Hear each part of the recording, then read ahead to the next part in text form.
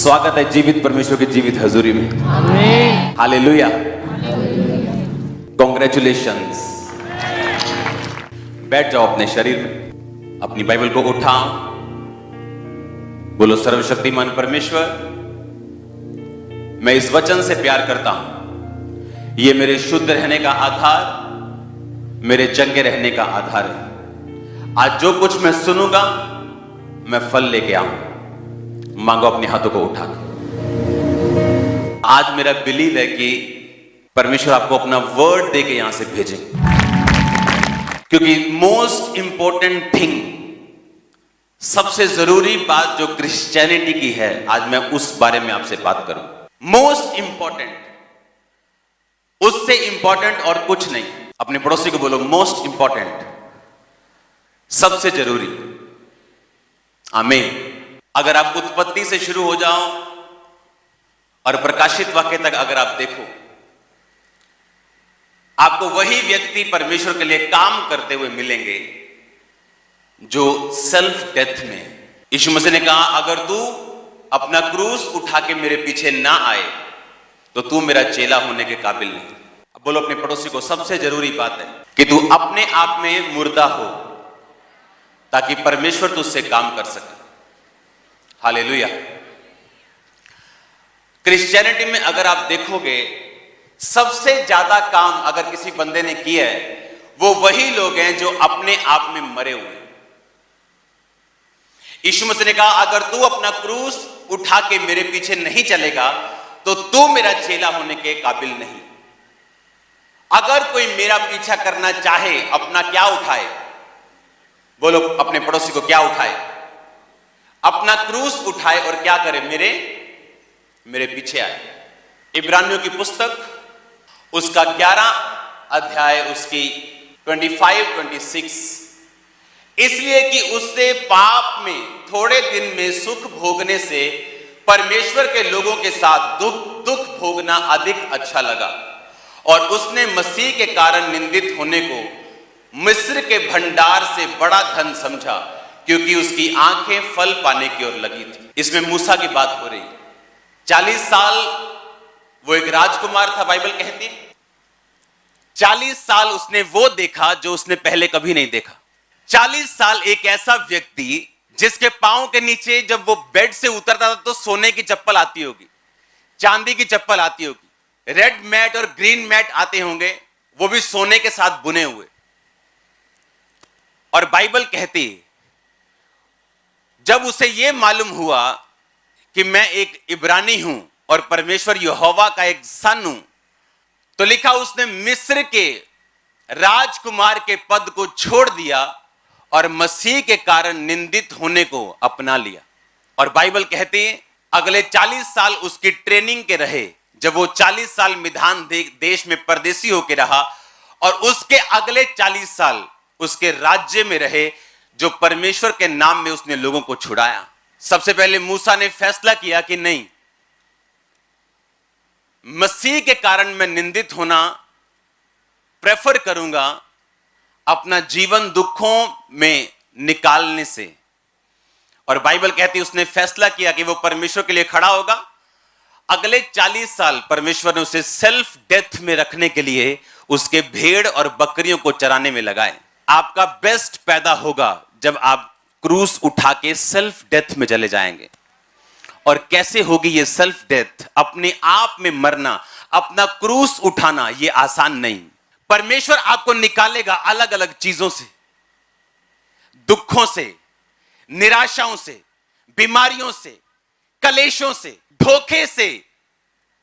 अगर आप self death देखना चाहते हैं तो यीशु मसीह ने कहा, अगर तू अपना क्रूस ना उठाए तो तू मेरे काबिल ही नहीं। और क्रूस उठाने का मतलब यह है अपने आप में मरना। प्रतिदिन अगर तू मेरा क्रूस ना उठाए तो तू मेरे काबिल नहीं। इसका मतलब अपने आप में मरना। अगर तू अपने आप में मरा नहीं तो मेरे काबिल नहीं। अब मैं आपको बताता हूं इसका मतलब क्या है। सेल्फ डेथ, ये वो पोजीशन है जब एक विश्वासी इस पोजीशन पे पहुंचता है, जिस तरह मूसा पहुंचा और उसने पैसों की परवाह नहीं की, वचन की परवाह की। अपनी पदवियों की परवाह नहीं की, वचन की परवाह की। यह होती है सेल्फ डेथ। बाइबल कहती है यूसुफ 17 साल का था जब अपने पिता की भेड़ बकरियों को चराने के लिए वो जाया करता था, और उसे सपना आता है, और उस सपने में परमेश्वर उसको बताते हैं कि वो अपने भाइयों से अधिक ऊंचा किया जाएगा, और इस सपने के कारण उसके भाई उससे बैर करते हैं और उसको सूखे गड्ढे में डाल के मारने की कोशिश करते हैं। वहां से वो निकलता और मिस्र देश में जाता है, और 30 साल तक कभी पोतीपर के घर में, कभी जेल में रहता है। ये 13 साल उसकी सेल्फ डेथ के थे। ये 13 साल में परमेश्वर ने उसे तैयार किया कि कैसे परमेश्वर के ऊपर भरोसा रखा जाए जब वो मौत के करीब था, इमोशनली डिस्टर्ब था, तब भी उसने पोतीपर की पत्नी के साथ सेक्स करना नामंजूर किया। आज कोई पवित्रताई में इसलिए है, उसे मौका नहीं मिल रहा। आज कोई चोरी इसलिए नहीं कर रहा क्योंकि वो फाइनेंस टीम में नहीं, लेकिन जैसे आप उसे मौका देंगे तब मालूम होगा ये बंदा पवित्रताई में है या चोर है या नहीं। हालेलुया। और लिखा वो 13 साल इमोशनली डिस्टर्बेंस में, अकेला, घर से दूर, जहां गया वो भी दुश्मन। पर बाइबल कहती 30 साल का होकर जब वो प्रधानमंत्री बना, 110 साल तक जीवित रहा। मेरी बात को आज ध्यान से सुनना। अगर आप जीसस क्राइस्ट को फॉलो करेंगे, अपने आप में मर के आप परमेश्वर का ध्यान रखेंगे, उसके वचनों पे चलेंगे, आपका कलेश तो छोटा सा होगा पर आपकी महिमा सालों की होगी यीशु मसीह के नाम में। दूसरा कुरिन्थिया 4 उसके 16 से 18 आयत। इसलिए हम हियाव नहीं छोड़ते, यद्यपि हमारा बाहरी मनुष्य तब नष्ट होता जाता है, तो भी हमारा भीतरी मनुष्य तब दिन प्रतिदिन नया होता जाता है। क्योंकि हमारा पल भर का हल्का सा कलेश हमारे लिए बहुत ही महत्वपूर्ण और अनंत महिमा उत्पन्न करता है। हम तो देखी हुई वस्तुओं को नहीं परंतु अनदेखी वस्तुओं को देखते रहते हैं, क्योंकि देखी वस्तुएं थोड़े दिन की हैं और अनदेखी वस्तुएं सदा बनी रहती हैं। 17 आयत को मैं दोबारा पढ़ूंगा। क्योंकि हमारा पल भर का कलेश, हल्का सा कलेश हमारे लिए बहुत ही महत्वपूर्ण और अनंत महिमा उत्पन्न करता जाता है। हमारा थोड़ा सा कलेश कहता अनंत महिमा को पैदा करता है। जो आपने सह लिया परमेश्वर में आके, आपने परमेश्वर के वचन को त्यागा नहीं, क्योंकि आपके रिश्तेदार यही चाहते थे कि आप उसके वचन को त्याग दें। आपने अपने शरीर की नहीं सुनी, व्यभिचार की नहीं सुनी, चोरी की नहीं सुनी, आपने वही किया जो वचन चाहता था। बाइबल कहती है अगर तुम इस तरह चलोगे तुम्हें कलेश का सामना करना पड़ेगा, तुम्हारे लोग तुम्हारे विरोधी हो जाएंगे, लेकिन बाइबल कहती तुम्हारा हल्का सा कलेश अनंत महिमा को पैदा करेगा। उसका 13 साल का कलेश उसके 80 साल के राज्य को पैदा किया उसने। वो 30 साल का था जब प्रधानमंत्री बना और 110 साल तक अपनी कुर्सी पे खड़ा रहा। आप क्या सोचते परमेश्वर ने आपको अपने पास बुलाया? बाइबल कहती थोड़ी देर में वो तुम्हें दुख उठाने के बाद, कलेश उठाने के बाद सिद्ध भी करेगा और स्थिर भी करेगा और तुम्हारे राज्य को बढ़ाएगा भी। जो काम करने के लिए परमेश्वर ने आपको अपने पास बुलाया, वो काम आपकी जिंदगी में वो जाहिर भी करेगा अगर आप परमेश्वर में खड़े रहेंगे तो। बाइबल कहती है उसके भाइयों ने उसे गड्ढे में डाला।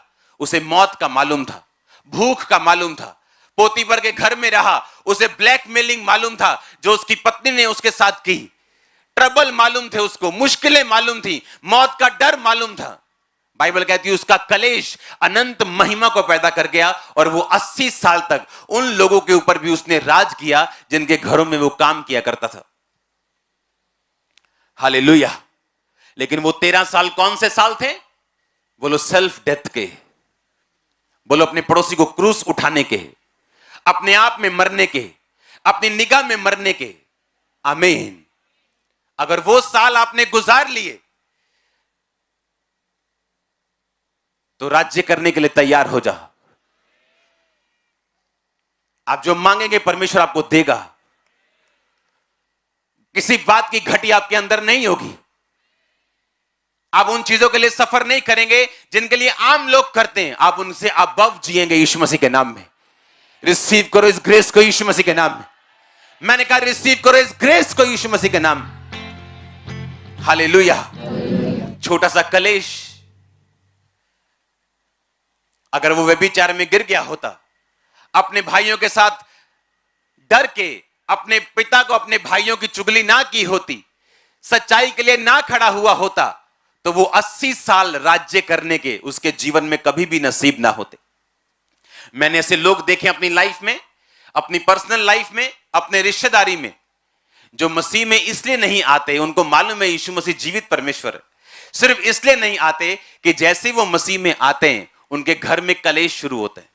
सिर्फ कलेश के डर के मारे वो मसीह में नहीं आते, लेकिन उन्हें यह मालूम नहीं कि सारी उम्र पोती पर के घर में नौकरी करने से यह अच्छा है कि आप सच्चाई के लिए खड़े हो जाएं और 80 साल राज्य करें। अब आपने देख लो, आपने पाप का गुलाम बनना है, क्योंकि अगर शैतान ने आपको चोरी करने के लिए बोला और आपने की, बाइबल कहती है आप चोरी के गुलाम हैं, व्यभिचार के गुलाम हैं, आप जेलसी के गुलाम हैं, माफ ना करने के गुलाम हैं। और बाइबल कहती जब तक आप गुलाम रहेंगे आप राज्य नहीं कर सकते। लिखा जो जिससे हार जाता है उसका दास बन जाता है। आप हार गए व्यभिचार से, वो आप पे हावी हो गया। आप हार गए चोरी से, वो आप पे हावी हो गई। आप हार गए पाप से, वो आप पे हावी हो गया। बाइबल कहती आप उसके दास बन गए, और अगर आप पाप के दास हैं आप परमेश्वर के लिए राज्य नहीं कर सकते। जो मोस्ट इंपॉर्टेंट थिंग मैंने क्रिश्चियनिटी में देखी है, जो लोग कामयाब हुए, कामयाब रहे और लाइफ के लास्ट साल तक कामयाब रहे, वो वही लोग हैं जो अपने आप में मर चुके हैं। अगर आप अपने आप में मर चुके हैं, आपको किसी बात की चिंता नहीं होनी चाहिए। कोई आपको आपकी बेइज्जती करे, आप तो मर चुके हैं। कोई आपकी प्रशंसा करे, आप तो मर चुके हैं। कोई आपसे वैर रखे, आप तो मर चुके हैं। एक मरा हुआ बंदा वैर कैसे रखे? अगर आप मर चुके हैं अपने आप में, आप राज्य करने वाले हो बहुत जल्दी। फिर आप देखेंगे जो चीजें आप चाहते हो आपके घर में हो, आपके बच्चे आपके हिसाब से करें, वो होनी शुरू होंगी। आपकी फैमिली आपके हिसाब से करे, वो होनी शुरू होंगी। क्योंकि अगर आप परमेश्वर के साथ खड़े रहेंगे, वो आपको राज्य करने के लिए देगा। आप अपनी लाइफ में, अपने एरिया में, अपने बिजनेस में, अपनी फैमिली में आप किंग होंगे, आप क्वीन होंगे यीशु मसीह के नाम में। आप मेरी बात समझ रहे कि नहीं? जो चीजें परमेश्वर ने आपको देनी है वो इस चीज के साथ जुड़ी हुई। सेल्फ डेथ, बोलो पड़ोसी को, अपने आप के लिए मरना और मसीह के लिए जीना। हालेलुया। इसलिए जब हम बपतिस्मा लेते हैं, हम क्या करते हैं? हम पानी में गाड़े जाते हैं। मतलब हम क्या हो गए? मर गए। वो पानी नहीं होता, वो कब्र होती। पानी में डुबकी मारने का मतलब क्या? मसीह में गाड़े गए, जिस तरह यीशु मसीह गाड़ा गया। और उठने का मतलब जी उठना, जिस तरह यीशु मसीह जी उठा।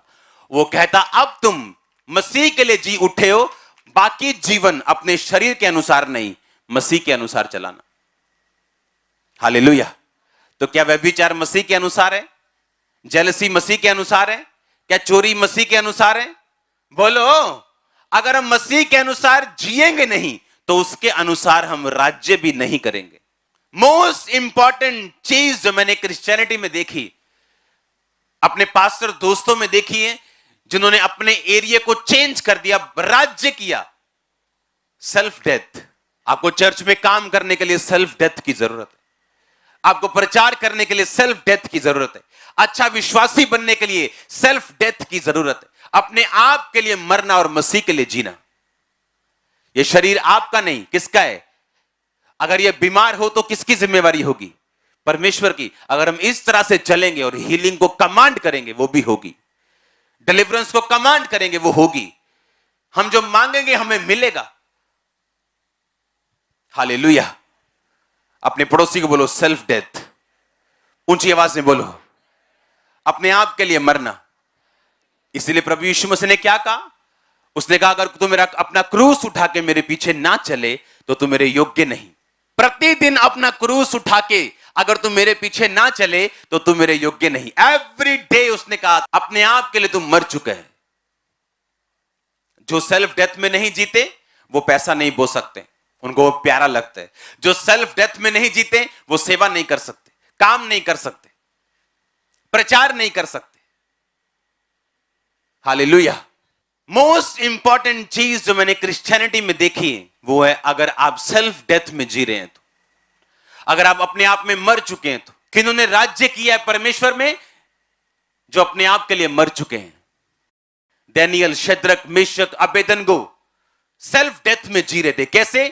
क्योंकि उन्हें खोजा, उन्हें किन्नर बना दिया गया था। उन्हें मालूम था उनकी शादी नहीं होगी, वो सिर्फ परमेश्वर के लिए जी रहे थे। सुबह प्रार्थना, दोपहर प्रार्थना, रात प्रार्थना। मूसा वो शादीशुदा था, लेकिन बाइबल कहती सेल्फ डेथ में था। यह सबूत इस बात का यह है कि उसने मिस्र की गद्दी को छोड़ के आम लोगों के साथ वो हो गया, क्योंकि वो सेल्फ डेथ में था। कोई पैसा नहीं छोड़ेगा अगर वो अपने आप में मरा हुआ नहीं।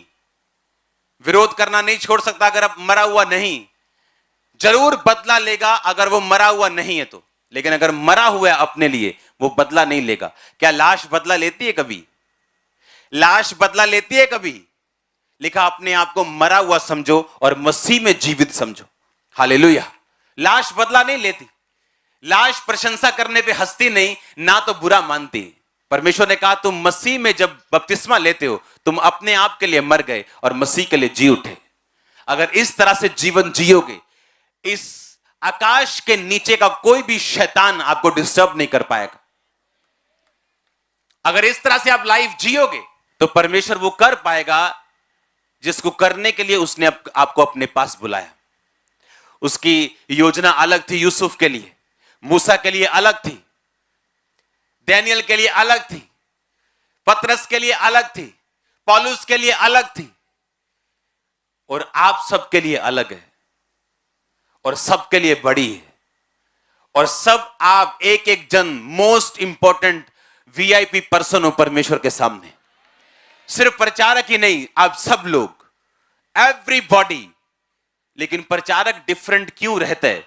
क्योंकि वो कॉल्ड है इस काम को करने के लिए, और वो परमेश्वर को वो समझता है जो वो आपको समझा रहे हैं।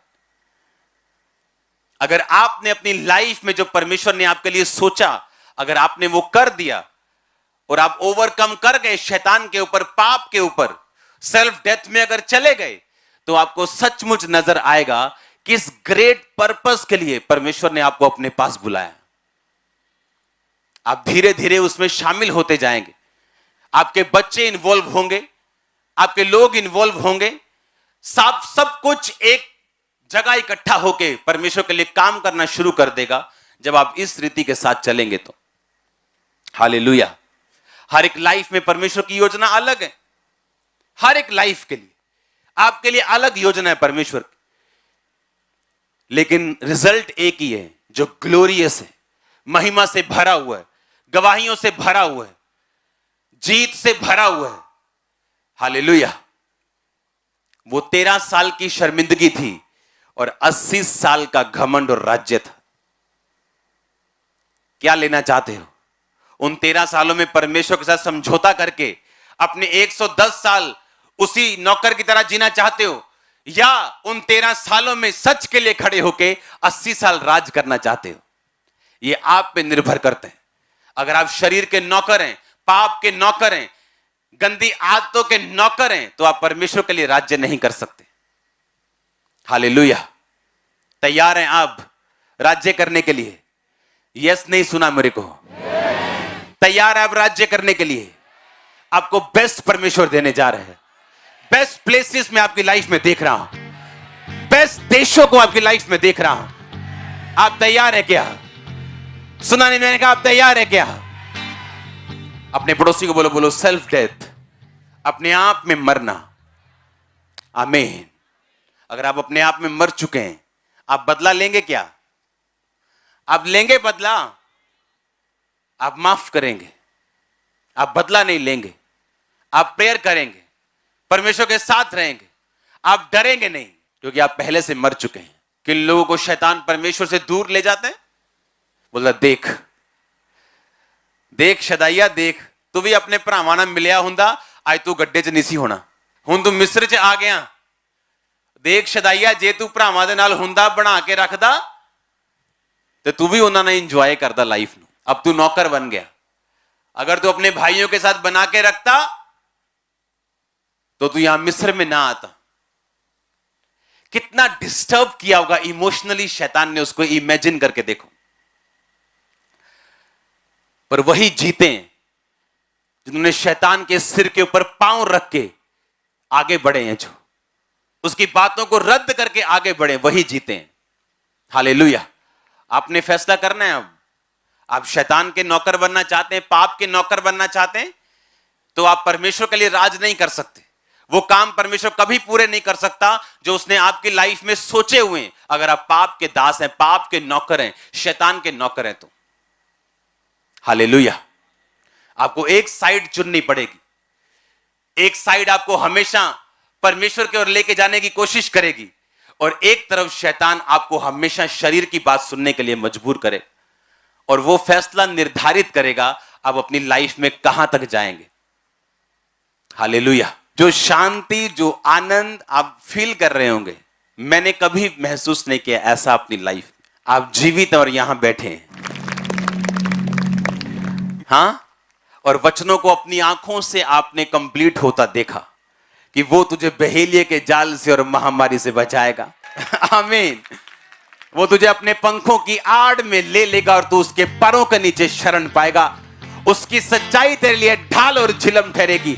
तू ना रात के भय से डरेगा, ना उस तीर से जो दिन को उड़ता है, ना उस मरी से जो अंधेरे में फैलती, ना उस महारोग से जो दिन दोपहरी में उजाड़ता है। तेरे निकट 1000 तेरी दाहिनी और 10,000 गिरेंगे, परंतु वह तेरे पास ना आएगा। हालेलुया। परंतु तू अपनी आंखों से दृष्टि करेगा और दुष्टों के अंत को देखेगा। हालेलुया। पूरा होते देखा हमने वचन को। महामारी ना आती कभी देखते ना हम। हां, ये पौलुस के टाइम में आई, प्रेरितों के टाइम में आई। अकाल पड़े ताकि परमेश्वर अपने वचन को आपको दिखाए। प्रार्थना आपको हेल्प करती सेल्फ डेथ में जीने के लिए। फास्टिंग आपकी सहायता करती अपने आप में मरने के लिए। बाइबल रीडिंग से आप परमेश्वर की उपस्थिति को महसूस करते हो, जीवन को महसूस करते हो। लोग बोलते हैं किस प्रकार हम व्यभिचार से बचे रहें, किस प्रकार हम पाप से बचे रहें। बाइबल कहती है उसके वचन को अपने दिल में रखने से और सावधान रहने से हम पाप से बच सकते हैं। उन लोगों के रिजल्ट देख के जिन्होंने पाप किया और उन्हें क्या हासिल हुआ, हम पाप से बच सकते हैं। जब हम प्रार्थना करने के लिए बैठते हैं, अपना बेस्ट टाइम हम परमेश्वर को देते हैं, वो सेल्फ डेथ करता है आपकी। आप अपने आप में मरते हैं, अपने शरीर, अपने आत्मा में आप ब्लेस्ड होते हैं और अपनी निगाह में आप मरते हैं। बाइबल कहते हैं जब मूसा पहाड़ के नीचे आ रहा था, उसके चेहरों से किरणें निकल रही थी, लेकिन मूसा को यह मालूम नहीं था। जब आपको अपना आप मालूम नहीं होगा, आपके चेहरों से किरणें निकलेंगी, ग्लोरी निकलेगी खुदाबंद। आप प्रेयर में बैठेंगे, अपना टाइम देंगे, जब आपका बेस्ट सीरियल लगा हो रहा, जब आपको किसी दोस्त की याद आ रही, सब काम याद आ जाएंगे जब आप प्रार्थना में बैठेंगे, क्योंकि शैतान जानते हैं जैसे आप प्रेयर में बैठेंगे आप सेल्फ डेथ में एंटर करेंगे। आप फास्टिंग करेंगे, अपनी भूख को कंट्रोल में करेंगे, अपने शरीर को कंट्रोल में करेंगे, आप सेल्फ डेथ में एंटर करेंगे। और जब ये होगा, परमेश्वर दुखों को यूज कर सकता है, निराशा को यूज कर सकता है, किसी भी चीज को इस्तेमाल कर सकता है। उन दुखों में परमेश्वर के ऊपर सवाल ना उठा के वफादार रहना, क्योंकि आपके राज्य करने को परमेश्वर ठान चुका कि वो आप करें, ठान चुका है वो। लेकिन अगर आप कॉपरेट करेंगे, उसकी सहायता करेंगे कि वो आपको उस स्थान पे लेके जा सके, वो आपको लेके जाएगा। हालेलुया। आप प्रेयर करेंगे, आप सेल्फ डेथ में एंटर करेंगे, आप टाइम पे करेंगे परमेश्वर को। अगर आप प्रार्थना करेंगे, अपनी लाइफ को आप सीधा भी रखेंगे, क्योंकि आपको मालूम है आपकी प्रेयर तभी कबूल होगी जब आपकी लाइफ सीधी है। हाँ या ना? आप फास्टिंग करेंगे अपनी भूख के ऊपर, आप एक हथौड़ा मारेंगे, उससे मालूम होगा हां आप उस तरफ चल पड़े हैं जहां से परमेश्वर आपको आगे लेके जाएगा। जो भी आपकी लाइफ की जरूरत है, एनीथिंग, शारीरिक जरूरत की मैं बात कर रहा हूं, अब वो आपका हस्बैंड हो, आपके बच्चे हो, आपका फाइनेंस हो, एवरीथिंग आपके पास बेस्ट होगा। एवरीथिंग, मैं आपको सच कह रहा हूं, एवरीथिंग। अगर आप इस तरीके से परमेश्वर में चलेंगे तो ये एक्सपेक्ट मत करना अपने बच्चों से कि वो पवित्रताई में चलें या अच्छी तरह से जीवन बिताएं अगर आपकी जिंदगी पाप में है तो। अगर आप एक पैग लगाएंगे और आप बोलेंगे अपने बच्चे को एक पैग कोई बुरा नहीं, वो 10 लगाने वाला होगा। आप आधा घंटा 1 घंटा प्रार्थना करने वाले होंगे, वो 2.5 घंटे वाला होगा। आपके लोग कभी आपको नहीं सुनेंगे कि आप बोलते क्या हैं, वो देखेंगे आप करते क्या हैं। खासकर आपका परिवार, आपके करीबी लोग। प्रेयर के दौरान आप अपने आप से बाहर आके आप परमेश्वर के साथ मिलते हैं, उसके साथ एक होते हैं। प्रार्थना में आपको परमेश्वर दिखाता है आपकी जिंदगी की कमियां। आपने अपने माता पिता की इंसल्ट कर दी और आपको रोग हो गया, आप प्रेयर करेंगे, तेरे कोड़े खाने से मैं चंगा हो चुका हूं, पापा दी लाओ fire prayer, fire fire fire fire, internet पे प्रेयर लगा के कुछ नहीं होगा। लेकिन जब आप प्रेयर में साथ बैठेंगे, होली स्पिरिट आपको याद करवाएगा कि तुमने एक गलती की है, अपने पिता की इंसल्ट की, अपनी मम्मी की इंसल्ट की, और आप तौबा कर लेंगे, हीलिंग एंटर कर जाएगी। लेकिन होगा कब? प्रेयर में। जब आप प्रार्थना में बैठे होंगे और सब तरह के पापों से फ्री होकर बैठे होंगे, मैं नहीं कहता यीशु मसीह बन के, आपके अंदर तौबा का आत्मा जरूर होगा कि मेरे अंदर ये कमियां मैं छोड़ता हूं, चाहे एक दिन ही हुआ हो क्यों ना छोड़े हुए। आप प्रार्थना में बैठेंगे, होली स्पिरिट आपको याद करवाएगा आपने क्या करना है, वो धीरे धीरे आपको बताएगा आपको क्या करना है अपने परिवार के लिए, अपने फाइनेंस के लिए, कहां कमी है, कैसे छोड़ना है, कैसे आगे बढ़ना है। आप प्रेयर में बैठेंगे, सेल्फ डेथ में एंटर करेंगे।